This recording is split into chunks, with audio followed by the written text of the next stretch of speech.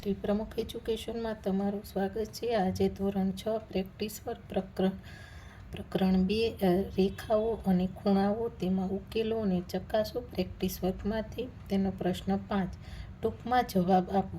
તો પેલું નીચેની દરેક આકૃતિના અક્ષરો અને સંકેતો એટલે કે ચિહ્નનો ઉપયોગ કરીને નામ લખો. તો અહીંયા ચિહ્નનો જ ખાલી ઉપયોગ કરીને નામ લખવાનું છે. તો અહીંયા આપણે જવાબમાં લખી નાખીએ કિરણ પી ક્યુ. બરાબર. અહીંયા આવશે તો કે રેખા એ બી, પછી બિંદુ ઓ અને રેખાખંડ આર એસ. નીચેની દરેક આકૃતિમાં રેખાખંડોના નામ લખો. તો અહીંયા આપણે રેખાખંડોના નામ લખવાનું. તો અહીંયા પહેલાં એ બી, એસી, એડી. બરાબર. પછી તો કે બી અને ડી, પછી બી અને સી, એ રીતના આવશે. બરાબર. તો આપણે નામ લખીએ. રેખાખંડ એ બી, રેખાખંડ એસી, રેખાખંડ બી ડી, રેખાખંડ ડી સી, પછી રેખાખંડ બી સી અને રેખાખંડ એ ડી. બરાબર. બધા નામ આવી ગયા. હવે અહીંયા બીજામાં તો અહીંયા જો પહેલાં તો આ બે, પછી આ બે અને આ થઈ ગયું ચારે. પછી ફરીથી પાછું તો કે એ અને સી, પછી બી અને ડી, પછી અહીંયા આવશે ઓ એ, ઓ બી, ઓ સી અને ઓ ડી. તો અહીંયા આપણે લખીએ રેખાખંડ એ બી, રેખાખંડ બી સી, રેખાખંડ સી ડી, રેખાખંડ એ ડી, પછી રેખાખંડ એ સી, રેખાખંડ બી ડી, રેખાખંડ ઓ એ, રેખાખંડ ઓ બી, રેખાખંડ ઓ સી અને રેખાખંડ ઓ અને ડી. બરાબર. આવી રીતના બધા નામ લખ્યા. હવે ત્રીજો આકૃતિ પરથી નામ લખો. આપણી પાસે આ આકૃતિ છે, એના પરથી આપણે નામ લખવાનું. તો અહીંયા પૂછ્યું બિંદુ બી ધરાવતી રેખા એલ રેખાઓ.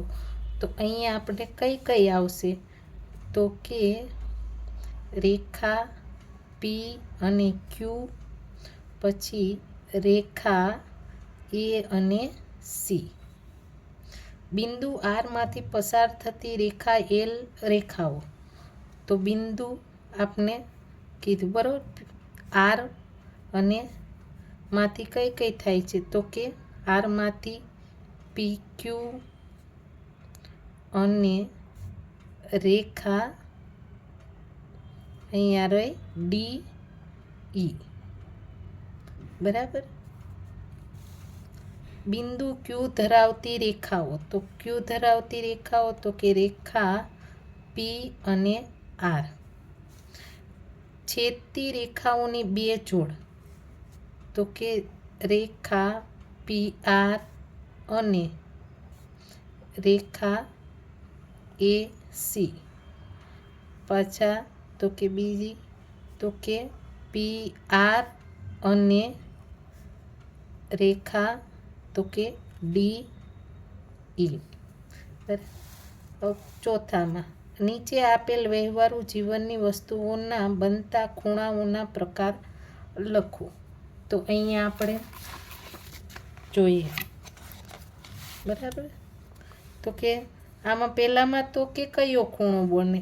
તો કે સરળ કોણ. તો આપણે અહીંયા લખીએ સરળ કોણ. આમાં લખી નાખીએ સરળ કોણ. પછી તો કે બીજો બીમાં કયો છે? તો જો આખુંથી આટલો છે, તો કયો આવશે? તો કે ગુરુકોણ.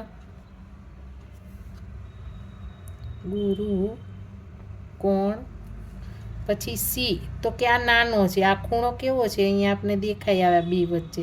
તો આ ખૂણો કેવો છે? તો કે નાનો. તો કયો થયો? તો કે લઘુ કોણ, લઘુ કોણ. પછી આમાં તો કે આપણે કયો દેખાય છે ડીમાં, તો પ્રતિબિંબ કોણ, પ્રતિબિંબ કોણ.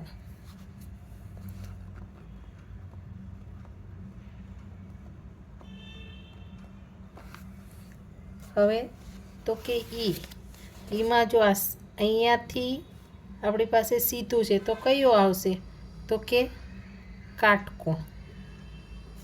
તો અહીંયા આપણે લખી નાખીએ કાટકોણ. હવે અહીંયા આપણે કીધું છે આમાં બીજામાં, નીચે આપેલા વિકલ્પમાંથી ખૂણાના માપનો અંદાજ લખો. તો અહીંયા આપણે ખૂણાના માપનો અંદાજ લખવાનો. તો જો અહીંયાથી અહીંયા આપણે આ છે આવી રીતના, બરોબર છે ને, આ ખૂણ. તો આ કયો થયો, તો કે અંદાજ મૂકવાનો છે. એટલે આપણે સીધો હોય તો 90નો, તો થોડોક સાઈડમાં છે તો આપણે આપણા રીતે અંદાજમાં, તો કે આમાંથી ખૂણાનું અંદાજિત માપ લખેલું છે તો અંદાજે કયું આવશે, તો કે 120.